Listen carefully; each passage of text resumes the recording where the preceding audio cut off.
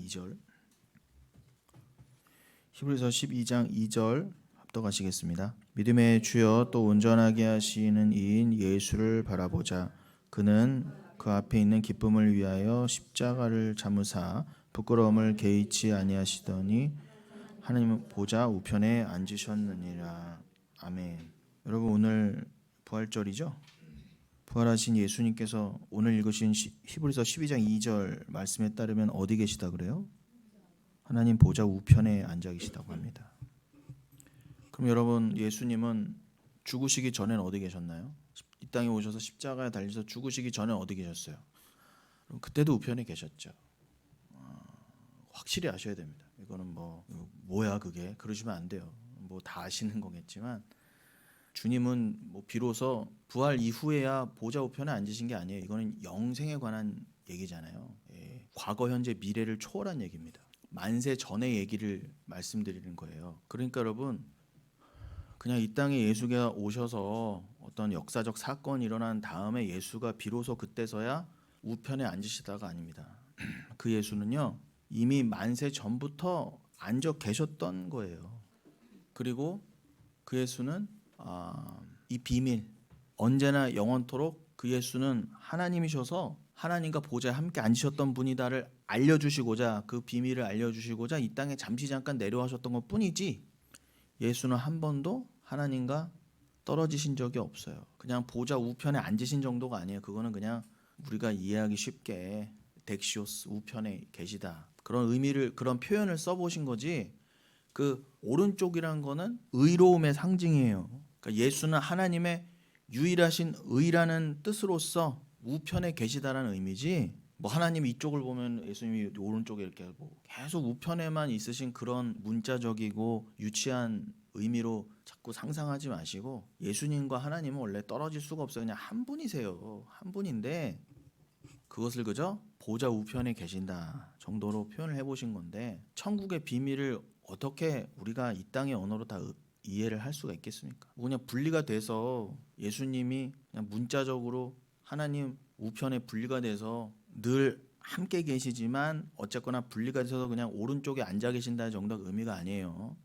하나님은 영이시고 예수 그리스도도 영이신데, 우리가 생각하는 그런 개념으로 하나님은 꼭 그냥 어떤 모양으로 계셔서 보좌에만 늘 앉아 계셔야 돼. 그냥 화장실도 가시면 안 돼요.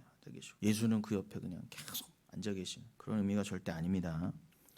그럼 여러분, 예수 그리스도께서 부활하시고 난 다음에 그 우편에 다시 앉으셨다는 것은 무슨 의미겠어요? 만세 전에 앉으셨던 그 보좌, 만세 전부터 늘 예수 그리스도는 하나님과 하나셨어요. 특별히 보좌가 상징하는 바는 뭐예요? 그 보좌는 통치를 상징하잖아요. 통치, 하나님의 통치, 하나님의 권세.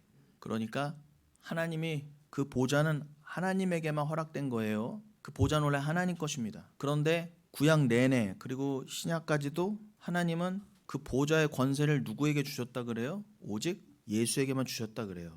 특별히 다니엘서 7장에도 예언이 돼 있죠. 그거를 다니엘이 봤단 말입니다, 실제로. 그런데 계시록에서, 다니엘에서는 아직 완전히 밝혀지지 않은 비밀이 계시록에서 밝혀졌을 때는 더 확장된 개념은 뭐예요? 24장로로 설명된 우리가 그 보좌에 함께 앉더라. 여러분, 다니엘서 7장에서는 그 번역이 굉장히 아쉽습니다. 원래 보좌들이라고 해야 돼요. 보좌들. 근데 자꾸 보좌라고 단수로 돼 있어도 헷갈려. 이거 보좌들, 이미 그 보좌들은요, 다니엘서에도 이건 뭐라고 표현해야 돼? 구약 때 다니엘이 동일한 걸 봤어요. 사도 요한의 이때에서 이렇게 본 거를 다니엘도 요때 구약 당 때 그냥 구약 때 이렇게 봤는데, 그게 보좌들로 이미 봤단 말입니다, 다니엘을. 그 말은 뭐예요? 하나님이 그 통치의 상징을 이미 예수 그리스도께 또 허락하셨고, 그 보좌는 또 누구 것? 그것을 복수의 개념과 계시록의 개념까지 합하면 뭐예요? 우리에게도, 24장로로 표현된 교회에게도 그 보좌는 허락됐다 해요. 그 말은 건 뭐예요? 우리도 겉으로야 24장로의 보좌고 보좌들이지만 한마디로 뭐예요? 우리도 그리스도와 함께 하나님의 보좌 우편에 앉았다, 이 뜻입니다. 그게 부활의 의미잖아요. 우리와 하나가 되셔서 그가 보좌 우편에 복귀를 하시니 우리가 곧 하나님의 보좌 우편에 앉은 것과 동일하다는 것입니다. 꼭 오른편이라는 의미가 아니라 24장로의 보좌는 하나님 보좌를 둘러쌌다고 그러잖아요. 그러니까 그럼 꼭 좌우로 설명할 수가 있는 게 아니죠. 여러분, 이해가 되시죠? 그거는 오른편이란 건 의롭다의 의미인 거지 꼭 하나님 우편으로만 쭉 보좌들이 있다는 게 아닙니다. 절대로. 여러분 좀 입체적으로 이해를 하셔야 돼요. 그래서 중요한 건 우리에게 절대로 허락될 수 없었던 그 권세가 하나님 나라를 통치하는 개념이잖아요. 보좌라는 건. 그 자리는 원래 하나님 거였어요. 하나님만 앉으실 수 있는 거였는데, 예수 그리스도만 앉으실 수 있는 거였는데, 성삼위 하나님만 앉으실 수 있는 거였는데, 그걸 어떻게 우리에게 허락하셨냔 말이에요. 이거 기가 막힌 거예요. 그 일을 위해서 예수는 이 땅에 오셔서 죽으셨고 부활하셨다예요. 그리고 부활의 결과로 우리도 그 하나님과 영원히 하나님 나라에서 통치하는 권세의 자리에 앉게 되었다입니다. 얼마나 값지은 것입니까, 여러분? 근데 이건 우리는 잘 와닿지 않아요. 맹숭맹숭해요. 제 인간의 또 한계 아니겠습니까? 그러니까 또 오늘도 부활절이라는 절기를 통해서 제발 좀 각성해라, 기억해라. 자꾸 세상에 묻히지 말고 깨어서 도대체 우리가 어떤 은혜를 받았는지를 잊지 말아라 라는 의미로 말도 안 되는 부활절도 하나님이 허락하신 줄 믿습니다. 어제 광화문에 수많은 사람들이 모여서 별짓을 다 했더라고요. 참 가관입니다. 그런 거 하라고 하나님이 부활절 허락하신 게 아니에요. 우린 이미 영과 진리로 예배하는 자들이 아닙니까? 진짜 중요한 거는 그런 형식 자리, 형식을 갖춰서 한 곳에 모았다 쳐요. 그렇다고 거기서 제대로 된 말씀이 선포되는 것도 아니에요. 거기 달걀 나눠주면서 기쁘다 부활했는데 부활했다. 그러면 그 지나가는 사람들에게 계란 나눠주고 예수는 부활이십니다 전했다 쳐요. 그런데 그걸로 이 진리는 전해지지 않아요. 그런 식으로요. 다 또 전하는 사람부터가 잘못 전해요.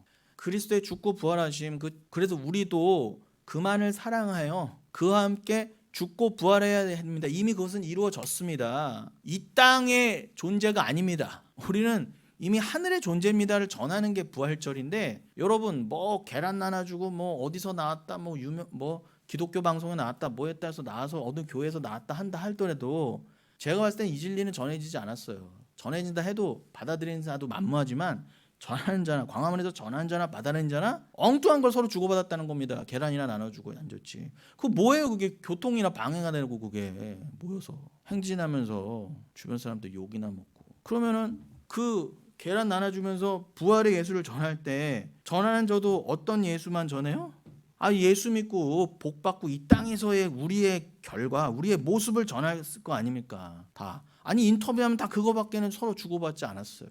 받아들인 자는 당연히 엉뚱하게 받아들였죠. 그냥 예수는 온데간데 없고 우리가 그냥 착한 사람 돼서 여기서 좋은 세상 만드는 이 계란을 나누시고 서로 나누다 좋은 말이죠. 근데 그걸 떠나서 예수 없이도 계란 나눠주듯 얼마든지 우리 거라고 하는 것들을 나눠서 이 땅을 풍요롭게 할 수 있어요. 근데 그거는 하나님 원하시는 바가 아니라는 겁니다. 그렇다 하더라도 여기는 끝이에요. 이미 여러분. 그렇게 계속 주고받는 데서 이 땅이 연명되고 더 하나님이 정하신 때 이상으로 심판을 넘어서 더 연장되거나 여러분이 이 땅에서 더 누리고 좋은 삶을 사는 그런 거 없어요. 여러분, 여긴 심판입니다. 회개하세요가 없잖아요. 그게 무슨 부활절이에요. 그 일을 위해서 예수가 오시고 죽고 부활하셨습니다가 선포가 되지 않는데 그건 우리들만의 잔치잖아요. 인간들만의. 그런데 거기에 꽃을 달아주고 대단하다고 그러고 우리도 나가야 된다고 그런 게 말이 됩니까? 있을 수 없는 일이에요. 여러분, 절대 복음은 그렇게 전해지지 않아요. 좁은 문으로 전해지게 돼 있어요. 동원해서 우리 봐라 이렇게 엄청난 장비를 동원하고 돈을 동원해서 우리도 이렇게 한다라고 해서 예수는 전해지지 않아요. 그렇게 하실 것 같으면 얼마나 유치해요. 계란 정도 나눠준 게 뭐 그렇게 대단합니까? 돈 100만 원, 1000만 원씩 툭툭툭 나눠주는 거면 또 몰라.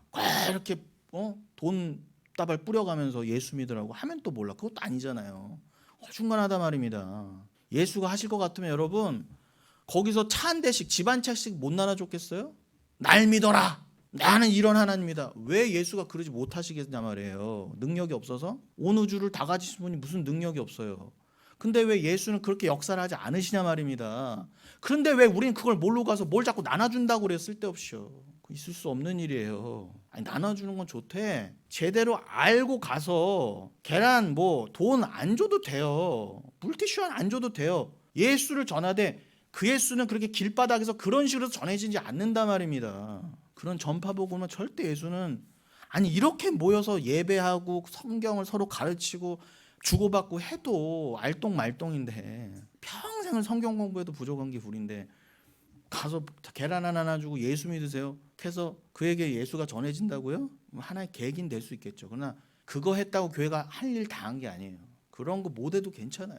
그런 거에 드릴 돈 있으면은 그거 다 여러분 헌금이에요. 그거 다 성도들 돈 모아다가 하는 짓이란 말입니다. 그런 게. 근데 그것은 있을 수 없는 일이에요. 아주 너무 참 갈수록 가관입니다. 그 옆에서는 또 어느 교회에서 또 동원해서 뭐 또 집회 같은 걸 한답시고 하고 있고, 그 반대편에서는 또 그거에 반대한다고 또 대파 들고 시위하고 있고 아주 우습습니다. 이게 작금의 대한민국이에요. 작금의 대한민국. 그런데 거기에 교회가 같이 나가서 대파드는 쪽도 응원하는 거 아니에요. 근데 대파드는 쪽 반대편에서 또 예배드리고 그런 건 또 뭐 하는 거냐면 도대체.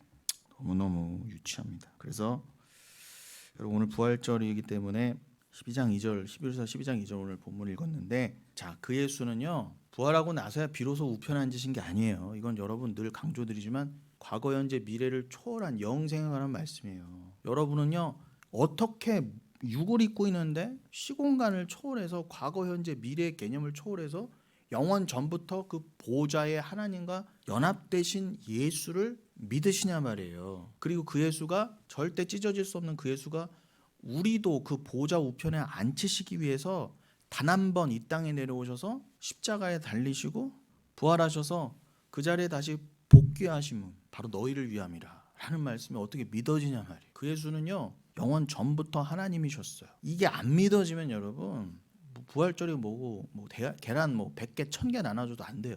계란 100개 1000개 얻어 먹어서 될 문제면 제가 말을 안 해. 근데 그 예수는 하나님입니다. 그 예수는 만세 전부터 이미 하나님이셨어요. 성경의 기록이 그가 이 모든 걸 창세하기 전부터 하나님으로 하나님과 하나 계셨고, 그리고 하나님께서 그 성자도 하나님이신데 그 성자를 위해 이 모든 걸 창조하시고, 그리고 성자를 이 모든 세상의 중심이 되게 하셨다. 그리고 여러분을 이 땅에 죄인으로 내려오게 하시면 그로 말미암아 구원을 받게 하셔서 예수만이 교회의 영원한 찬송을 받게 하시기 위해서, 교회가 교회됨을 깨닫게 하시기 위해서 이 모든 것도 창조하셨다가 때가 되면 다 말리시고 심판하시고 건질 자는 다 건지신 뒤에 그들도 우편에 앉히셔서 보좌 우편에 앉히셔서 영원토록 그들의 영광을 받으시면서 영원토록 하나님 나라를 통치하신다. 어떻게 해요? 사랑으로. 그러므로 그 나라는 영원한 나라다. 이게 안 믿어지면 여러분 계란 삶아서 안 나눠 먹어도 괜찮아요. 요게 믿어져야 돼요. 요건 진짜 나눠야 돼요. 근데요 요게 믿어지는 건 여러분 죽었다 깨나도 안 돼요. 믿음이 아니고 그냥 주님이 사랑으로 그 믿음을 주시지 않고는 이건 안 되는 거야. 근데 이게 너무 귀하고 확실하기 때문에 이게 나눠지지 않으면 전 너무 답답하고 이거는 한탄스러운 거예요. 지금 뭐하고 앉았나요 도대체. 이게 가장 중요한 거고, 이게 지금 죽고 살 일인데 교회라고 하는 곳들도 성도라고 하는 사람들도 자꾸 이거를 놓치고 있는 거예요. 놓치고 믿음에만 집중을 못해요. 지금 내 믿음이 어떤 믿음인지를 모르면서 자꾸 눈에 보이는 것, 이 세상의 것들, 사람과의 관계의 일, 뭐 이런 다 여기다 묶여 있어. 다 묶여 있는 얘기들, 다 묶여 있는 얘기. 자기 부인의 길이 아니라 다 얼검에 이 땅에 자기 부인이 이 땅에서 해체되는 거죠. 이 땅에서 속박에서 풀려나는 게 자기 부인의 또 다른 표현 아닙니까? 근데 이 땅에 자꾸 묶여가 더 누구의 말, 또 누구의 판단, 내가 저 사람이 어떻게 보이는가, 내가 이 땅에서 어떤 자존심을 가지고 누구한테 어떤 모습을 보여야 되는가, 다 거기에 청렴하고 있는 거예요. 그러니 거기에 어떻게 정신 차리세요, 회개하세요란 말이 안 떨어지냐고요. 교회는 그거 얘기해 줘야 돼요. 부활도 모르면서 뭔 부활절을 섬긴다고 그래. 부활절에 부자도 모르면서 무슨 광화문을 나간다고 그래. 선포될 거 아닌가 누군가는요. 자, 그 부활하신 주님이 보좌 우편에 하나님의 그 보좌에 함께 앉으셨는데, 그 이 히브리서 12장 2절을 나누기 위해서 우리는 잠시 히브리서 1장으로 돌아가야 됩니다. 히브리서 1장 1절로 5절 열어주세요. 자, 히브리서 1장 1절로 5절. 옛적의 선지자들을 통하여 여러 부분과 여러 모양으로 우리 조상들에게 말씀하신 하나님이 이 모든 날 마지막에는 아들을 통하여 우리에게 말씀하셨으니, 이 아들을 만유의 상속자로 세우시고 또 그로 말미암아 모든 세계를 지으셨느니라. 제가 지금 했던 말이 그대로 여기 들어가 있죠. 예. 이건 저의 말이 아니라 히브리서 기자도 한 말이에요. 자, 3절이요. 이는 하나님의 영광의 광채시요 그 본체의 형상이시라. 예수가 그렇다는 거예요. 예수가 영광의 광채시요 하나님의 영광의 광채시요 하나님이라는 그 본체의 형상이시라. 그의 능력의 말씀으로 만물을 붙드시며 죄를 정결하게 하는 일을 하시고 높은 곳에 계신 지극히 크신 이의 우편에 앉으셨느니라. 그가 천사보다 훨씬 뛰어남은 그들보다 더욱 아름다운 이름을 기업으로 얻으심이니 하나님께서 어느 때에 천사 중 누구에게 너는 내 아들이라 오늘 내가 너를 낳았다 하셨으며 또 다시 나는 그에게 아버지가 되고 그는 내게 아들이 되리라 하셨느냐. 자, 왜 히브리서 1장 1절부터 다시 읽었다고요? 오늘 그 본문이 히브리서 12장 2절을 서로 연결시켜 이해하기 위해서도 그렇고요. 또 지난주 말씀과 직접적으로 이어지는 맥락 때문에도 이 히브리서 처음 부분을 읽었습니다. 지난주 본문이었던 베드로전서 1장 8절로 9절. 자, 8절로 11절까지 다시 읽어보겠습니다. 베드로전서 1장 8절로 11절. 예수를 너희가 보지 못하였으나 사랑하는도다. 이제도 보지 못하나 믿고 말할 수 없는 영광스러운 즐거움으로 기뻐하니 믿음의 결국 곧 영혼의 구원을 받음이라. 10절. 이 구원에 대하여는 너희에게 임할 은혜를 예언하던 선지자들이 연구하고 부지런히 살펴서 자기 속에 계신 그리스도의 영이 그 받으실 고난과 후에 받으실 영광을 미리 증언하여 누구를 또는 어떠한 때를 지시하는지 상고하니라. 자, 오늘 지금까지 살펴본 말씀만으로도 성경은요 다른 얘기 안 해요. 예수의 죽으심과 부활, 교회의 구원 외에는 아무런 하는 말이 없어요. 이 땅에서 성도도 아닌 것들, 또 이 세상의 일들에 관한 일은 없어요. 성경은 이 세상에 그런 구원받지 못할 자들, 교회가 아닌 자들에 관해서는 아무 관심이 없어요. 여러분이 하나님의 관심을 받으시는 성도라는 것에 기뻐하십시오. 사랑은 질투입니다. 그리고 굉장히 독선적인 듯 보이지만 정말 그 대상만을 사랑하는 사랑이에요. 그 대상 외의 사랑은 사랑이 아니에요. 그럼 반대로 여러분, 사랑하는 존재가 사랑받는 존재에게 원하는 건 뭐겠어요? 너도 나만을 사랑해. 근데 그 사랑받는 존재가 나만을 보지 않고 다른 것을 창념한다. 이 질투심을 유발하는 거, 하나님의 질투심을. 여러분, 근데 하나님의 질투를 받는 게 복입니다. 하나님의 질투가 있으면 여러분을 치셔요. 나만 봐. 너 어디 봐 자꾸. 고난이 복이에요. 하나님 여러분 사랑하지 않으시잖아요. 여러분 가만 냅둡니다. 안 치세요 여러분을요. 세상으로 가든 말든 세상 걸 좋아하든 말든. 근데 여러분이 하나님이 나를 그냥 요의 표현으로 하면은 그냥 목에 침 하나 이렇게 삼킬 시간조차도 하나님이 나를 가만두지 않는다 그러죠. 하나님 나를 얼마나 집중하시는지 침 한 번 삼키는 시간 동안도 하나님이 다른 데를 안 보신다는 거예요. 그런데 여러분 뭐가 잘났다고 하나님 안 보세요? 그 하나님도 여러분을 침 하나 한 번 삼키지 않을 시간, 침 한 번 삼키는 시간도 제외하지 않고 여러분을 바라보시는데 우리는 다 틀렸어요. 우리는 죄인이어서 침 삼키는 시간이 뭐예요? 내가 주를 믿나? 본인도 까먹어. 본인도 잊어버릴 정도로 내가 뭐 구원받았다는 성도라면서도 수시로 하나님께서 눈을 돌려서 다른 데를 보고 있어요. 그 하나님이 내 마음에 안 들면은 삐졌다고 그러고 한참 또 다른 데를 봐요. 그런데도 그러니 어떻게 우리 사랑으로 하나님을 사랑하여 구원을 받습니까? 말도 안 되는 거예요. 그러니까 여러분 하나님의 질투가 여러분을 이끌어 가는 거예요. 여러분이 하나님의 그 질투 안에 있다는 걸 감사히 여기십시오. 사랑하지 않으면 질투도 없어요. 그냥 내둔다니까요. 그래도 살든지 말든지, 네가 뭘 먹든지 말든지, 네가 어느 교회를 다니든지 말든지, 네가 무슨 말씀을 듣든지 말든지 아무 관심이 없어요. 하나님이 여러분을 사랑하지 않는다면. 그러나 여러분 여기서 정말 하나님이 여러분을 사랑하시면 여러분을 진짜 어떻게든 데려가야 되거든요, 천국에. 그래서 시도 때도 없이 여러분을 간섭하시는 거예요. 나중에 여러분 이 간섭이 얼마나 복되고 귀했던 것인지를 더 깨닫게 되실 거예요. 천국 가실 분들은 천국에서도 감사하시지만 지옥 갈 인간들은 어떻게 해요? 야, 저게 진짜 복이었구나 라고 영원토록 눈물을 흘리며 이를 갈며 내가 왜 그 사랑 안에 있지 않았지, 내가 왜 그 사랑을 몰랐을까 하고 슬피 울며 이를 갈게 될 것입니다. 자, 지금 베드로전서 1장 8절로부터 11절을 다시 읽으셨는데 지난주 말씀 기억나시나요? 제가 지금 베드로전서 1장 8절로 11절을 왜 다시 읽었어요? 자, 요한복음 13장 19절 열어봐 주세요. 요한복음 13장 19절. 지금부터 일이 일어나기 전에 미리 너희에게 일러둠은 일이 일어날 때에 내가 그인 줄 너희가 믿게 하려 함이로다. 이게 예수님께서 십자가 달리시기 직전에 세족식 직후에 세족식과 십자가 사이에서 하신 말씀이에요. 내가 너희에게 이제 일어날 일, 나의 십자가, 나의 죽고 부활, 이걸 내가 너희에게도 확실히 지금 알려줄게. 왜요?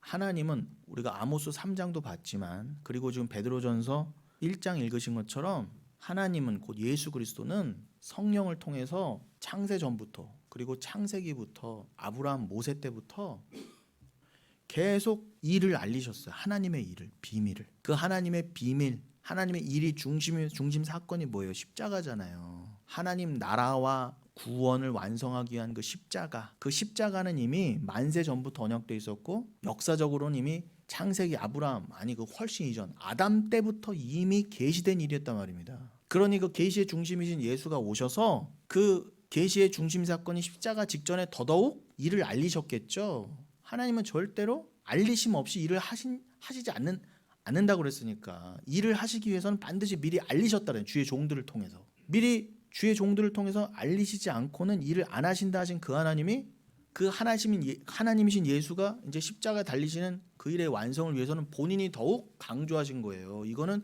반드시 일어나야 될 일이고 예언되어 있던 일이며 나는 그 일을 하러 왔노라.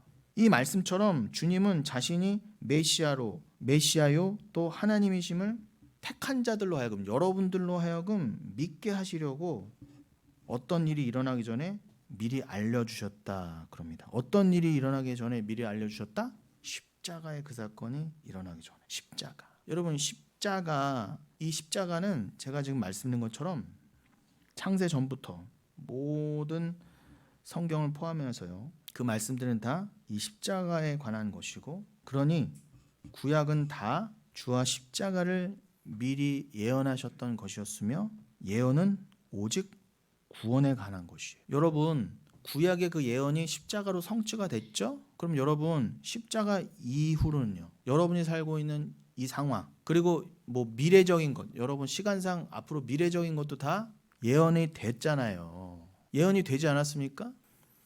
구약의 그 일이 예수 그리스도의 십자가로 성취가 된 다음에, 그럼 예수 그리스도와 그 신약의 주의 종들, 사도들을 통해서 또 제가 지금 전하는 말씀이 다 뭐예요? 그 십자가가 이렇게 성취가 됐고, 십자가의 초림과 예수 그리스도의 부활 이후에 여러분, 이 땅을 사는 교회들에게도 말씀이 이미 허락됐잖아요. 이 땅을 자기 부인의 삶을 살다가, 겉으로는 고난이지만 복된 삶을 살다가 반드시 주와 함께 보좌 우편으로 함께 앉게 된다. 아니, 이미 앉혀졌다.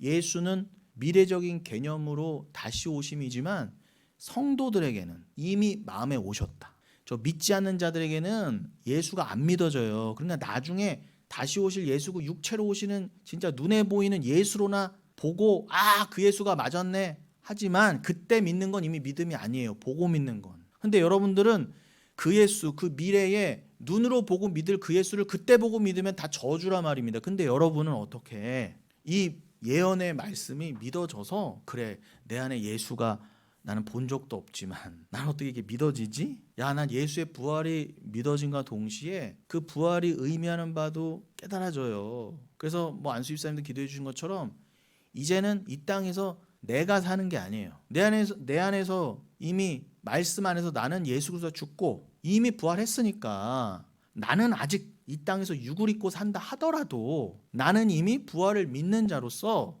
이 땅과 반대되는 삶을 살아야지라고, 저 이 땅에 창념하는 저 사람들을 안타까워하면서 때로는 회개하라 외치되 핍박받고 고난받으면서, 그러면서도 기뻐하면서 계속 좁은 문으로 가게 돼 있단 말입니다. 내 뜻과는 상관없이 다 잘려나가고 다 끊겨져 나가고 다 털려나가도 그냥 그 예수와 하나 되는 게 너무 감사하고 기뻐서 그것만을 바라고 구하는 자로 가게 돼 있다예요. 이건 내가 노력하는 길이 아니에요. 그 자가 이미 부활을 경험한 자, 이미 부활한 자예요. 그가 육신적으로는 아직 육신 입고 살지만 이미 부활한 자의 모습이란 말입니다. 그 삶을 여러분 지금 살고 계시고 믿고 계세요? 이 부활절에 여러분 나중에 에휴 살아보고 나서 그 예수가 나중에 오는 거 보고 그건 아니라니. 그때는 이미 믿는 자들은 다 이미 올라간 상태예요. 계시록 19장은 나오잖아요. 그 예수가 육을 입고 그때 왔을 때 나는 아직 이 땅에 있다 그 예수를 눈으로 보잖아요. 다 죽는다니까 여러분. 그럼 믿는 게 아니에요. 근데 그 예수가 그렇게 올 때까지 나는 이 땅에서 천년만년 살면서 그냥 끝까지 난 이 땅에서 잘 먹고 잘 살다가 그러다 이 땅과 함께 멸망한다는 거예요. 제 말은요. 그러나 부활신앙 있는 자는요 절대로 이 세상에 묶이지 않아요. 이미 부활했다입니다. 잘 의미가 전달되고 있는지 모르겠습니다. 그러니 여러분, 예언은 지금 계속 강조되고 있는 예언은 오직 구원에 관한 거예요. 지금 미래적인 개념이라 하더라도 이 예언은 구원에 관한 것이잖아요. 여러분 뭐 지난주 파묘도 말씀드렸지만 그 직관들이나 무당들이 여러분 예언을 하는데 그 예언이 진짜 예언이에요? 여러분 무당들이나 직관들이요 이 땅의 것이나 예언해주고 어디 가서 묘 여기다 써라 이 땅의 것을 여러분이 욕심을 해서 굿이나 빌어주지, 그 무당이 그 직관들이 여러분에게 오직 예수입니다. 그와 함께 죽고 당신은 부활했습니다. 이 땅은 가짜입니다. 그는 반드시 다시 오실 것이고 그 전에 믿는 자들은 이미 부활에 참여한 자가 되었습니다. 믿음으로 사는 것입니다. 당신은 이 땅에 살지만 하나님 나라 백성입니다. 하나님의 백성입니다. 이거 무당이 알려줘요, 안 알려줘요? 무당이 알려주는 거 아니에요. 성경에서 말하는 진짜 예언은 그런 식의 예언이 아니에요. 뭐 누구랑 결혼해라, 어디 가서 살아라, 어디에 땅을 사라. 근데 왜 오늘날 왜 이렇게 타락했어요? 목사들이 앞서서 무당짓을 하거든요. 앞서서 무당짓을 해요. 그리고 성도들이라는 인간들도 어떻게 해요? 목사에게 무당짓을 원하고요. 돈까지 갖다 줘. 돈까지 갖다 주고. 서로 주고받은 거예요. 서로 타락한 겁니다. 누구 하나 잘못한 게 아니라. 그러니 제가 초대도 말씀드린 것처럼 광화문에 나가서 이거 전했으면 제가 아무 말 안 한단 말이에요. 이거 전했으면. 근데 다 이 땅의 것을 얘기하는, 이 땅의 것. 그러니 오늘 뭐 부활절이다, 뭐 기쁘다 어쩌고 저쩌고 하고 뭐 근사한 성가대에 아주 그냥 뭐 다 초대해서 어마어마한 돈을 써서 1년 중 최고의 잔치를 벌인다 하더라도 그 교회에서 이 말씀이 안 떨어진다. 그건 다 가짜예요. 아니 영과 진리로 예배드리면서 제가 믿음을 강조해드렸잖아요. 이제는 여러분 영과 진리로 예배를 드리는 때예요. 아니 그 위대한 예루살렘 성전도 폐하신 예수님이신데 뭐 이 땅에서 우리가 어디서 예배드리고 그런 게 그 대단한 거 아닙니다. 여러분 구약 때 형식이 왜 그렇게 중요시 됐어요? 아직은 오시지 않은 그 예수를 담아낼 프로소폰 형식이 필요했단 말입니다. 그래서 더 좀 엄위했어야 됐고요. 더 경건함으로 율법을 지키면서 그 진리를 표현했어야 되니까. 그런데 실체가 이미 오셨잖아요. 예수가 오셨는데 그 실체를 인정하지 않으니까 여기서도 어떻게 해요? 뭐가 그렇게 화려해야 되고 이 앞에 뭐가 있어야 되고 있으면 좋죠. 근데 여기 함몰되니까 제가 하지 말자는 거예요. 이런 거. 뜻을 알고 하면 뭐가 문제입니까? 뜻을 알면요. 뭐 없어도 괜찮아요. 근데 뜻도 모르니까 자꾸 이런데 뭐 보이는 거에 쏠리게 돼 있어요. 죄인은요. 본질이 약하면요. 뭐 가톨릭만 그럽니까? 뭐 요즘 개신교들도 교회 얼마나 크게 줘요. 그거다 우리 교회는 이렇게 사이즈가 크고 어마어마한 돈을 들여서 막 멀티미디어를 했고 막 야 우리 교회 뒤에 전광판 봤어? 이 몇 억짜리야 이런 거. 여러분 세상 나가면 그보다 화려한 거 더 많아요. 근데 교회 그걸 쫙쫙 집어서 안달이 아주 그냥 헌금 갖다 그래도 안 들어놓고 설교는 15분. 그리고 어떻게든 화려한 성가대가 대단해야 되니까 또 돈 주고 사와. 그 예수 믿는지 안 믿는지도 상관없어. 돈 주고 소프라노, 메조 소프라노, 엘토 다 사와. 시켜. 성가대 옷 입혀놓고. 그리고 성대하게 부활절 했대요. 죄입니다 여러분. 죄 그게. 영과 진리라면서요. 그런 거 부족해도 괜찮아요. 좀 노래 좀 못 부르면 어떻습니까? 근데 진짜 중요한 건 그런 형식이 아니라 이제 예수님이 내가 본체잖아. 그럼 여러분 이 영혼교회도 그냥 형식이잖아요. 이 형식은 예수를 위한 거예요. 그러니까 이 겉으로 보이는 게 좀 뭐 부족하고 사이즈가 작고 좀 화려하지 않을 수 있어요. 그러나 제가 처음에도 말씀드린 것처럼 예수가 광화문에서 돈 100만 원, 1000만 원씩 안 뿌리신 것처럼 여러분 예수님은 보이는 걸로 역사하시는 게 아니에요. 오히려 보이지 않는 것이 얼마나 보이지 않는 그 믿음이 귀한 걸 알게 하시려고 오히려 좁은 문으로 우리 세상은 절대 알아챌 수 없는 비밀로 역사하신단 말입니다. 영과 진리 말 그대로 푸뉴마와 알레테이아 아닙니까? 성령 눈에 보여요? 근데 구약의 유대인 이스라엘로 치면은 구약의 유대인들은 꼭 예루살렘 성전에서 동물 제물을 가지고 예배를 드려야 했잖아요. 자, 그런 건 하나의 프로소폰 형식이야, 파님이야, 드러난 거야. 근데 그것이 가리키는 바 나 예수 본체가 왔잖아. 그러니까 내가 그걸 폐했다. 그런데 그러니까 지금 예루살렘 성전에도 없는 거예요. 그런데 왜 오늘날 개신교가 더 나서서 어디가 성전이라는 맙시고, 성전이 어딨어 이 세상에. 근데 자기 교회 대성전이 있대. 틀렸어요. 명칭부터 생추어리. 그건 성전이 아닙니다. 예수는 영과 진리로 예배하는 걸 개신교부터 깨고 들어간단 말이죠. 어기고 있단 말입니다. 그 예수는 성전, 눈에 보이는 성전을 대체하신과 동시에 눈에 보이는 재물을 대체하신 분이잖아요. 그러니까 여러분, 그냥 그 예수는 이제 더 이상 보이는 형식이나 재물 이런 걸로 섬기는 게 아니에요. 예수는 믿음으로 섬기는 거라 그러셨어요. 그걸 모든 걸 대체하는 게 믿음이야. 나는 믿음으로만 너희에게 예배받길 원해. 그러십니다. 그래서 사마리아 여인에게도 오직 믿음으로 영과 진리로 예배를 드린 자가 나를 기쁘게 하는 거야. 그러신 거예요. 형식에 매이지 않고 영과 진리로 예배를 드리는 자는 믿음으로만 가능하니까. 그래서 우리에게 믿음을 주셨다예요. 그래서 믿음을 받은 자는 형식에 얽매이지 않아요. 있고 없으면 얽매이지 않아요. 그렇다고 여러분 뭐 우리가 이제는 뭐 개판으로 뭐 여기도 뭐 대강 하고 뭐 오면은 막 쓰레기 널브러뜨리고 뭐 여기서 대충 예배드리고, 여러분 우리 교회가 개척교회고 뭐 사회자도 없고 뭐 우리가 여기 뭐 성가대도 없고 그냥 저 혼자 하는 것 같아서 허술해 보일지언정 칼 같은 말씀을 우리 교회는 나누잖아요. 그러니까 이거는 뭐 이렇게 개척교회고 영혼교회니까 대충 해도 돼가 아니라 현실상 어렵잖아요. 그렇다 하더라도 진짜 중요한 거는 말씀이지라고 여러분이 말씀에 집중하면은 어떻게 그 자가 방종합니까? 뭐 개척교회고 뭐 이렇다고 해서 여러분 대충 하세요? 뭐 대충 알아서 굴러가겠지 교회. 그런 건 아니잖아요, 여러분. 참 할 말이 많지만 자, 좀 넘어가면 자, 히브리서, 그래서 우리가 지금 1장 1절로 5절 봤죠. 그런데 거기 보시면은 히브리서 그 1장 제가 또 4, 5절을 추가로 읽었습니다. 3절에 그가 지극히 크신 이의 우편에 앉으셨다, 그렇게 말씀을 해놓으시곤, 이거는 우리가 오늘 읽은 본문인 히브리서 12장 2절하고도 연결되는 말씀이었죠. 자, 그런데 4, 5절에 그가 천사보다 훨씬 뛰어나다.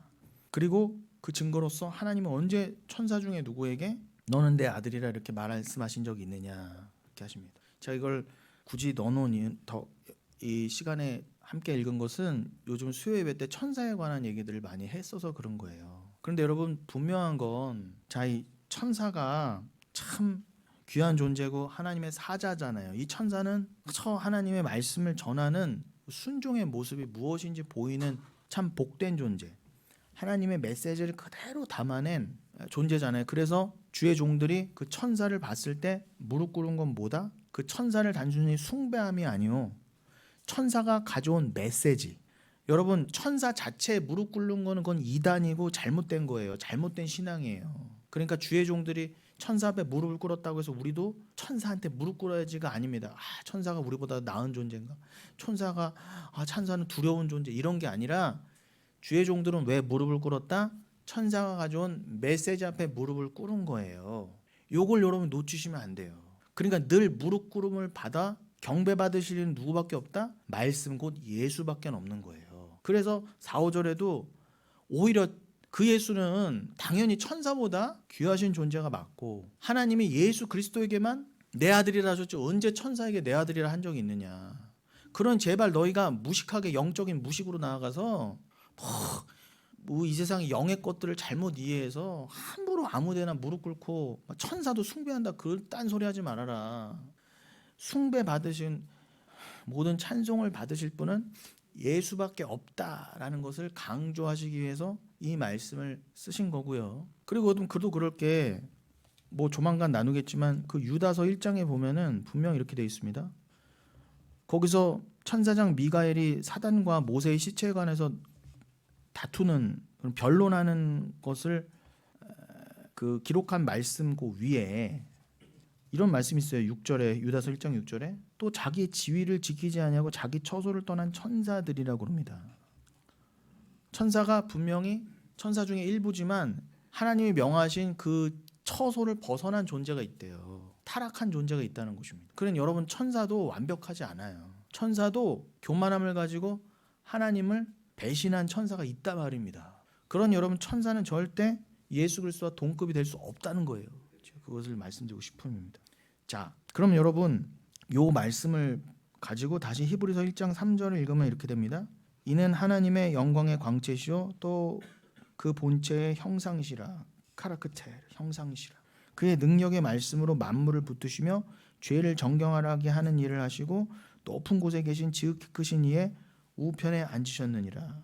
에카디신 엔 덱시아. 그 우편에 앉으셨느니라. 자, 이런 것처럼 우리의 죄를 정결하게 하시는 일을 하시고 하나님의 영광의 그 광채시고, 즉 하나님은 예수 그리스도만을 통해 하나님을 드러내셨다는 거예요. 하나님의 영광을 알기 위해서는 우리가 예수를 알아야 돼요. 그 방법으로만 하나님은 하나님의 영광을 계시하셨다요. 그러니까 여러분 예수 그리스도 없이 하나님을 못 알아요. 근데 왜 이슬람이다 어디다 다 세상의 모든 종교는 왜 예수 없이 하나님을 안다 그래요? 그게 다 거짓말이라는 거예요.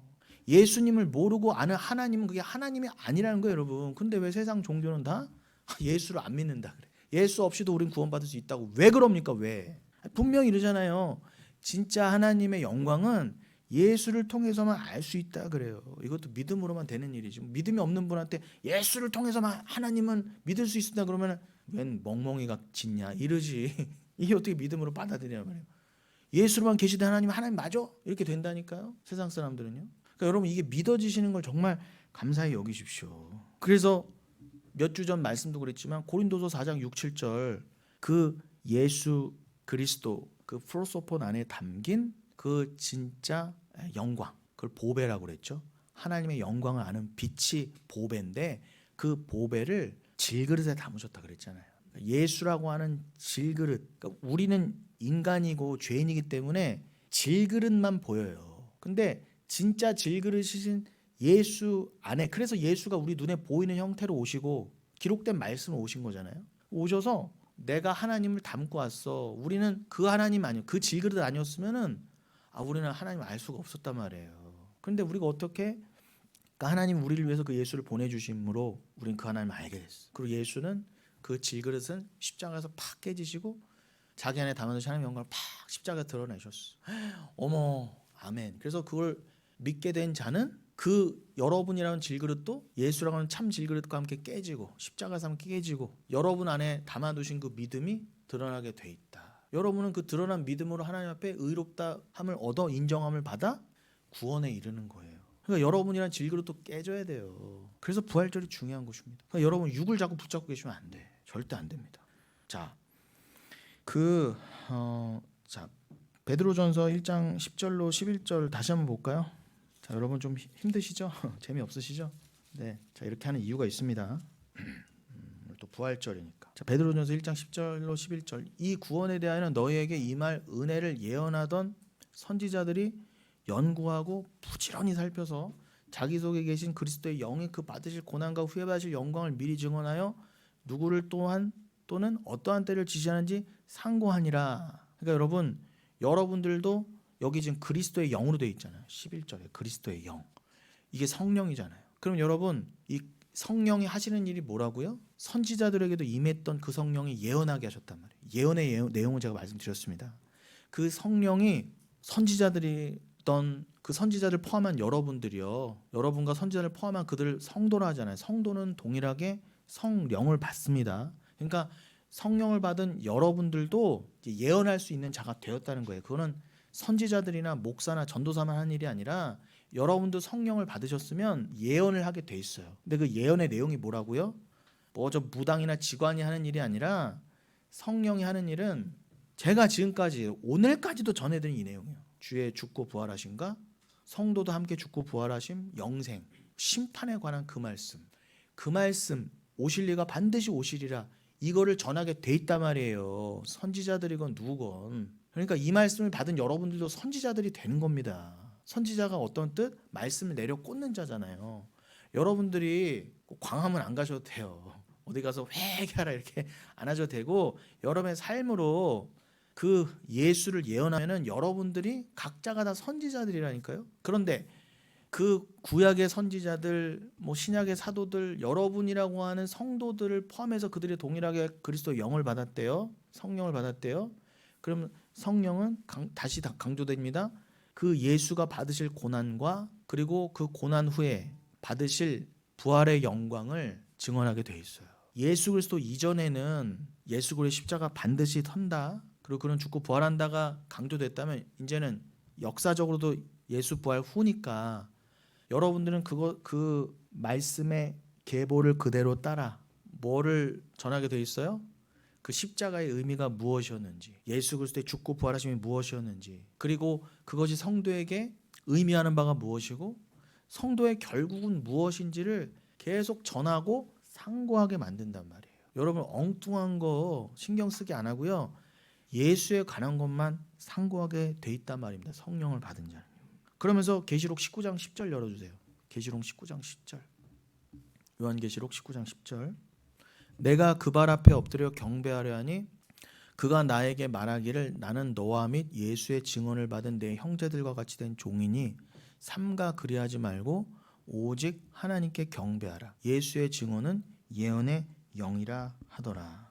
여러분 이 상황이 뭐예요? 지금요 사도 요한이요 막 천사한테 무릎 꿇고 경배하려는 거예요. 왜요? 지금 내가 그 발 앞에 엎드려 경배하려 하니 하면서 그가 나에게 말하기를, 그러니까 지금 나라는 건 사도 요한이에요. 내가 그 발 앞에, 천사의 발 앞에 엎드려서 경배하려고 그래요. 왜요? 천사가 지금 막 비밀을 알려주고 있거든요. 계시록 19장 같으면 어떤 비밀? 하나님 나라의 어린 양의 혼인잔치, 이거에 대해서 천국의 비밀을 지금 천사가 알려주고 있거든요. 그랬더니 이 사도 요한이 어머 이러한 귀한 말씀을 전해주는 천사님하고 거기에 경배하려는 거예요. 그랬더니 천사가 어떻게 해요? 너 지금 뭐 하는 짓이야 지금? 정신 나갔어? 그 천사가 나에게 말하기를, 나는 너와 및 예수의 증언을 받은 네 형제들과 같이 종이니 삼가 나를 경배하려고 하지 말고 오직 하나님께만 경배하라 그러잖아요. 그러니까 제가 아까 말씀드린 히브리서 1장 4, 5절하고 연결이 되잖아요. 맞죠? 거기서 분명 히브리서 1장 4, 5절에서 그랬잖아요. 천사 숭배하지 말아라. 천사는 예수 그리스도는 물론이요 너야 다른 존재다 그랬잖아요. 그런 것처럼 동일한 맥락으로 계시록 19장에서는 어떻게 해요? 10절에서는 사도 요한이 그 사도라는 인간도 그 천사한테만 숭배하려고 그랬다니까요. 할 말 다 했지 뭐. 인간은 이렇게 연약해요. 그랬더니 너 지금 뭐 하는 짓이야 너 지금. 오히려 이런 거 봤을 땐 천사가 더 낫죠. 분명히 하나님께서는 천사가 아니라 우리에게 너는 내 아들이라 하시는 분이신데, 막상 따지고 보면 뭐예요? 우리는 천사보다 못한 존재가 맞아요. 근데 어떻게 천사보다 못한 우리를, 천사보다도 아둔한 우리를 천사보다 귀한 존재로 여겨주셨냐 말이에요. 우리를요. 그거를 감사하세요. 지금 그 천사가 야 나도 그냥 똑같이 말씀을 받아 증언을 하는 것뿐이야. 예수에 관해서, 십자가에 관해서. 나도 너랑 똑같이 하나님의 종이다. 그러니 종이 종에게 절하지 말고 종은 상전에게만 절해야지. 우리의 유일하신 상전은 말씀이야, 예수야, 하나님이야 그러는 거예요. 그러면서 끝에 뭐라고 그래요? 예수의 증언, 하나님께 경배하라 해놓고는 그 예수의 증언은 예언의 영이라.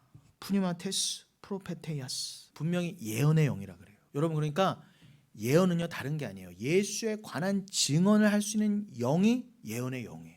성령을 예언의 영이라고도 하는데 그 성령을 받으면 참 예언만을 하게 돼 있어요. 그 예언은 뭐라고요? 예수에 관한 증언만이 참 예언이라는 거예요. 그 예수만을 증언하는 그것이 곧 하나님께 경배합니다 이렇게 되는 것입니다. 여러분 하나님을 영화롭게 하고 싶으세요? 하나님께 정말 영광 돌리고 싶으세요? 여러분이 부자 돼서 하는 거 아니에요. 여러분이 소원 이루어서 하나님 영광 드리는 거 아니에요. 예수의 증언으로, 예수에 관한 증언으로, 예수에 관한 예언으로 하나님은 영광 받으시는 거예요. 그러니까 우리는 이거를 놓치면 안 됩니다. 그래서 베드로전서 1장 20절에는 특별히 뭐라고 되어 있어요? 자, 베드로전서 1장 20절. 그는 창세 전부터 미리 알린 바 되시니나 이 말세에 너희를 위하여 나타내신 바 되었다 그러잖아요. 도장을 찍어주죠. 그 예수는 그 모든 예언을 통해서 창세 전부터 미리 알린 바 되신 분이에요. 그 예수가 이 말세에 너희를 위하여 나타나셨다. 그럼 여러분 그 예수가 육체를 입고 육신을 입고 내려오셔서 십자가에 달리심을 얘기하잖아요. 그러니까 여러분 말세란 뭐예요? 여기 나오잖아요. 말세가 뭐예요? 예수 그리스도의 내려오셔서 예수 그리스도가 육으로 내려오셔서 벌써 우리의 기준으로는 2000년 전이지만 벌써 말세는 2000년 전부터 시작됐다예요. 여러분 말세가 이미 2000년 전부터 말세였다고 한다면 여러분 지금은 진짜 말세 지말이에요. 말 그대로 말세 지말. 그래서 이 세상이 이렇게 황폐하고 자연이 파괴되고 끝도 없는 타락으로 비인간성으로 비인격성으로 나아가는 거예요. 회복 불가능으로 나가는 거예요. 이 세상이요. 근데 이건 하나님이 정해지신 바라는 거예요. 정하신 바. 수요예배 말씀도 제발 들으세요. 뭐 여기서는 더 이상 시간상 말씀 못 드리지만 사단이 겉으로는 우리를 짓밟는 것 같은데 그 권세 또한 다 하나님이 허락하신 바라고 하지 않습니까? 왜 하나님이 세상을 이렇게 경륜해서 이따위 말 하지 마세요. 하나님 살아계시면 도대체 이 세상이 말이 됩니까? 이런 말 하지 마세요. 성경을 몰라서 하는 말이에요. 하나님이 딱 정하신 때까지 허락하셨다. 근데 정하신 때가 지나면 다 묶어다가 심판하신다 하지 않습니까? 근데 사단으로 하여금 여기를 왜 막 짓밟게 하셨다고요? 성도의 인생도 왜 짓밟게 하셨다고요? 알곡과 가라지를 갈라야죠. 알곡은요 더 알곡되게 해야죠. 가라지였다가 가라지의 삶을 살다가 나는 가라지가 아니구나 알곡이구나 알게 하시려면 하나님이 이 세상을 성도와 함께 막 짓밟으시면서 회개케 하시고 고난을 통해서 눈물 가운데 하나님을 믿게 하게 하시려고 여러분 이 세상 다 경륜하시면서 지금 아직 사단의 권세 아래 놓인 것처럼 역사를 하신다예요. 다 여러분 때문에 그런 거예요. 여러분 때문에 한치 오차도 없이 여러분이 이 겉으로는 세상 권세 가운데서 눌려서 살아가는 것 같지만 여기서 이미 왕노릇하는 천년왕국을 이미 살고 계시는 거랍니다. 이 왕노릇이란 말입니다. 어떤 왕노릇? 세상이 말하는 왕노릇은 뭐예요? 내가 부자 되고 내가 다른 사람 거만하게 좀 누르고 겉으로는 또 거만해 보이면 안 돼. 겸손한 척하면서 속으로는 드글드글 교만한 마음이 들어서 그래 내가 왕이야. 심지어 어떻게? 내가 예수 잘 믿어서 이렇게 됐어. 이렇게 되는 게 다 왕노릇인 줄 착각했단 말이에요. 나는 이렇게 저 인간은 저렇게 암 걸리고 저렇게 병 걸렸는데 나는 이렇게 예수 믿어서 병도 안 걸렸어. 하나님 감사합니다. 내가 암 걸리지 않고 내가 부자여서 감사합니다. 이따위 말 하면서 그렇게 왕노릇하던 자들이었어요. 아닙니다. 성경에서 말하는 왕노릇은 섬기는 내어줌이에요. 눈물 가운데 사랑의 종노릇, 은혜의 종노릇 하는 거란 말입니다. 세상은 다 내가 왕 되겠다고 하는 왕노릇 잔치에서 아니야. 나를 부인하고 나는 하나님만을 왕으로 섬기고 나는 왕이 아니야. 나는 그 왕을 섬기기 위한 그 사랑이 드러나는 그 사랑으로 나는 완성되기 위해서라면 여기서 더 깎아주고 낮아지고 겸손해져야 돼. 그 길로 나를 이끌어 가신다고 나는 아무런 불평 없어. 지금은 눈물이고 때로는 불평이 나오지만 주님이 나를 이제 눈물도 불평도 아픔도 없는 그곳으로 나를 이끌어 갈 줄 믿어. 그러나 여기 이 땅에서는 내가 은혜의 왕노릇을 배워가는 곳이야. 여긴 나의 연단받는 곳이야. 나의 주체와 자아를 내려놓고 은혜가 나를 붙잡아 은혜가 나를 통치하는 그 은혜의 왕노릇이요. 하나님 나라의 그 통치, 하나님 나라를 이 땅에서 미리 사는 게 은혜의 왕노릇. 그 왕노릇 하라고 이 땅을 살게 하신 거지. 근데 오늘날 교회는 다 뭐예요? 우리가 이렇게 큰 교회 됐고 우리가 이렇게 세를 불렸으니까 대통령도 바꿔가면서 우리가 이렇게 왕노릇 하자는 게 잘못된 왕노릇이란 말입니다. 그러니까 성령을 못 받아 말씀을 모르니까 그따위 소리를 하는 거예요. 거기도 딱 아멘하고 박수 쳐주잖아요. 아니라니까요. 우린 은혜의 왕노릇 하는 거예요. 자기 부인의 왕노릇, 세상을 감당할 수 없는 왕노릇을 여러분 하고 계세요? 절대 세상은 인정해주지 않아요. 그게 무슨 왕노릇이야? 너가 그 예수 믿고 그게 왕노릇하는 그거 맞아? 다 여러분을 핍박하고 조롱하고 야 네가 예수 잘 믿으면 그렇게 되는 게 맞아? 라고 아삽이 받았던 시험을 그대로 받으시잖아요. 그때 기뻐하시란 말입니다. 그때 주변의 목소리에 자꾸 그 말씀을 그 주변에 쓸데없는 사단의 소리에 청종하지 마시고 하나님의 진짜 음성을 귀 기울이세요. 나는 여기서 은혜의 왕노릇을 배워가다. 진짜 하나님의 그 보좌에서 예수 그리스도와 함께 영원히 내가 함께 주와 함께 영원히 이제는 그 보좌에 앉아서 은혜와 사랑을 베푸는 자로 서로 나누는 자로 완성되는 곳이구나. 여러분 너무 기쁘지 않아요? 거기서 이제 눈물도 없어요. 전쟁도 없어요. 뭐 싸움도 없어요. 뭐 서로 오해할 것도 없어. 말싸움도 없어. 뭐 오해받고 뭐 서로 삐지고 이런 것도 없어. 그냥 완벽해요. 뭐 서로 뭐 또 겉으로 겸손한 척하고 또 아닌 척하고 저 인간 저거 마음은 뭘까, 저거 배우의 저 말은 뭘까, 이런 거 신경 쓰지 않아도 돼. 그냥 완벽한 곳이에요. 무슨 말을 해도 서로가 믿고, 무슨 말을 해도 서로에게 유익이 되고, 무슨 말을 해도 서로에게 위로가 되는 곳이에요. 날 위해 살지 않으니까. 여기서는요, 뭘 해도 말 한마디 생각 하나 뭐 해도 다 나 중심으로 날 위해서 살아가잖아요. 그러니까 여기는 너무 이제 저는 지쳤어요. 여기는요, 진짜 가면 갈수록 심해져요. 말 꼬투리 하나를 잡고 죽일 듯이 하는 곳이 여기예요. 분명히 그 사람 본심은 그게 아니야가 드러나도 상관없어. 내가 오해했거든. 아니에요, 여러분. 이제 그거 다 해방되는 곳이에요. 자, 말씀을 마무리하겠습니다. 자, 이 베드로전서 1장 20절이요. 뭘로 보이세요, 여러분은요? 아까 베드로전서 1장 10절, 11절도 읽어드리고 지금 베드로전서 1장 20절도 읽어드렸지만 이것만 보셔도 여러분, 구약의 구원, 신약의 구원이 따로 없어요. 구약의 구원, 신약의 구원 하나예요. 그냥 예수 그리스도예요. 그럼 여러분, 구약의 유대인들 중에 극소수지만 그 주의 종들, 모세나 이런 아브라함 이런 사람들은 어떻게 구원받았어요? 그들은 율법으로 구원받은 게 아니라고 로마서 내내 더욱 강조를 하잖아요. 여기서도 그러네요. 그들의 행위로 된 게 아니라 이 믿음은요, 이미 만세전부터 알린 바 되었어요. 그래서 이거를 믿는 자들은 그 믿음으로 구원받았어요. 다만 아브라함, 모세는 그 믿음을 알게 하시기 위해서 때로는 제사 드리게 하시고 때로는 성전 짓게 하셨을 뿐이지, 그들은 그냥 그 제물, 그 형식에 묶이지 않았던 자들이란 말입니다. 그들은 아직 본체가 오기 전이니까 형식이 있었지만 형식의 메인자들이 아니었어요. 그들은 형식을 드리면서도 어떻게 해요? 이걸로 내가 구원받는 거 아니지. 내가 이거 지금 제사 많이 드렸다고? 천천의 수장, 만만의 강물 드렸다고 되는 거 아니지. 알았다니까요. 구약의 사람들도요. 깨달은 자는요. 내가 행위로 하는 게 아니구나를 깨달았단 말입니다, 여러분.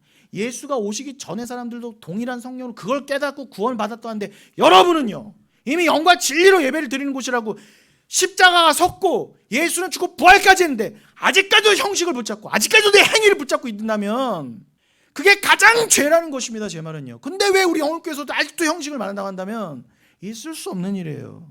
있을 수 없는 일이에요. 어떻게 지금 구약의 선진들도 오직 믿음을 깨닫고 그 믿음으로 구원을 받았는데 어떻게 성경을 다 받고 교회도 되고 부활도 알고 십자가도 깨달았는데 어떻게 여기서 내 행위, 그래도 뭔가를 해야죠, 뭔가 있어야죠, 있다, 이 말이 어떻게 나오냐 말이에요. 그렇다고 제가 아까 말씀드린 것처럼 이걸 깨달은 자가 그렇다고 막 살지 않아요. 함부로 하지 않다는 말입니다. 뭐 이것도 무시해도 저것도 무시해도 된다고 해서 그렇게 막 살지 않는다는 것입니다. 여러분, 이 말씀을 꼭 기억하시고 시편 78편 1절로 3절 읽고 마치겠습니다. 시편 78편 1절로 3절. 내 백성이여, 내 율법을 들으며 내 입의 말에 귀를 기울일지어다. 내가 입을 열어 비유로 말하며 예로부터 감추어졌던 것을 드러내려 하니 이는 우리가 들어서 아는 바요, 우리의 조상들이 우리에게 전한 바라. 이제는 이 말씀이 더 깨달아지시죠? 이게 아삽의 시거든요. 다시요, 1절. 내 백성이여, 내 율법을 들으며 내 입의 말에 귀를 기울일지어다. 청종하라. 내가 입을 열어 비유로 말하며, 비유, 맞수알로 돼 있어요. 맞수알, 비유. 주님은요, 예전부터 비유로 말씀하셨다는 거예요. 그래서 예수님도 파라볼레, 비유로만 말씀하신 거예요. 비유를 알아들으라는 거예요. 비유를요. 근데요, 영을 받지 못한 자는요 절대 비유를 못 알아들어요. 마태복음 13장 씨 뿌리는 자 비유 나오죠. 예수님이요 그러시잖아요. 이 씨 뿌리는 비유를 모르면 다른 비유도 모른다 그래요. 이 씨 뿌리는 비유가 기본이다 그래요. 그러니까 여러분, 씨 뿌리는 자의 비유, 그것이 기초다 하신 것처럼 그걸 포함한 모든 비유예요. 그러니까 예수도 성령을 깨달은 자들만 알아들을 수 있는 비유로 말씀하신 것처럼 파라볼레, 던져주는 거예요. 너 이거 알아먹어라 하고 이렇게 이해가 되는 거를 우리 앞에 툭 던져주시는 거예요. 그러면 성령을 받은 자는 주님이 야, 이게 비유야 하고 툭 던져준 게 파라볼레거든요. 그러면 그걸 보고 성령을 받은 자는 그 던져진 걸 보고 진짜를 보게 돼 있어요. 근데 가짜는요, 요거만 봐요. 요거만, 비유만, 문자적인 것만 봐요. 여기에 창념을 해요. 여기에 담긴 하나님 나라를 못 본단 말이에요. 그런 것처럼 구약에서도 뭐라고요? 예수가 그러신 것처럼 구약에서도 비유로만 말씀하셨다는 겁니다. 그러니 여러분, 제가 드리는 말씀들, 이 세상 자체가 비유잖아요. 여러분. 눈에 보이는 이 세상 자체가 비유 아닙니까? 이건 가짜예요. 진짜는 하나님 나라고. 그럼 여러분, 하나님이 여러분에게 이 세상을요, 이 세상을, 이 지구와 함께 여러분의 인생과 함께 이 눈에 보이는 모든 것을 어떻게 뭘로 주시는 거다? 비유로 던져주는, 비유로. 야, 이거 알아먹어라. 뭘 알아먹어라? 천국을 알아먹으라고 비유를 주셨는데, 가짜들은 다 어떻게 한다고요? 여기 보이는 거 그냥 비유 요거. 이 세상, 이 가짜에만 창념한다는 거예요. 절대 저기를 못 알아먹는단 말이에요. 그러니까 여러분, 심각하죠? 여러분이 보이는 이 세상을 비유로 못 알아먹고, 이거는 가짜예요. 이건 잠깐의 것이야. 못 알아먹는다면 여러분 정말 심각하게 여러분을 돌아보시고 여러분의 삶을 돌아보시기 바랍니다. 마지막으로 에스겔서 20장 49절. 요 비유 기억하세요. 맞살. 이 맞살이 에스겔서 20장 49절에 동일하겠어요. 내가 이르되 아하 주 여호와여 그들이 나를 가리켜 말하기를 그는 비유로 말하는 자가 아니냐 하나이다 하니라. 여기도 비유가 맞살로 되어 있거든. 요건 무슨 말? 에스겔이요. 제가 지금 여러분에게 비유로 말씀드리고 있잖아요. 지금 제가 계속 여러분 던져드렸잖아요. 지금 비유로. 에스겔도 동일하게 그렇게 했단 말이에요. 에스겔도 제발 회개하고 알아먹으라라고 비유로 던져줬더니 가짜들이 다 가라지들이 뭐라고 했다고? 아이고 저 인간은 맨날 비유만 말하는 자다. 그는 뭐 기적 보여주고 뭐 보여주는 게 아니라 맨날 그냥 말씀만 전해, 비유로만 말해 하고 조롱했단 말입니다. 에스겔을요. 그러나 에스겔만이 진짜였어요. 여러분, 비유로 말해드릴 때 잘 깨달으시고 비유의 끝에 계신 예수 그리스도와 하나님 나라를 알아. 여러분이 갖고 계신 지금 부활의 믿음 그대로 주와 연합되시오. 영생을 사시는, 이미 사신다입니다. 그런 여러분들로 영원토록 완성되시기를 예수님의 이름으로 축원드리겠습니다.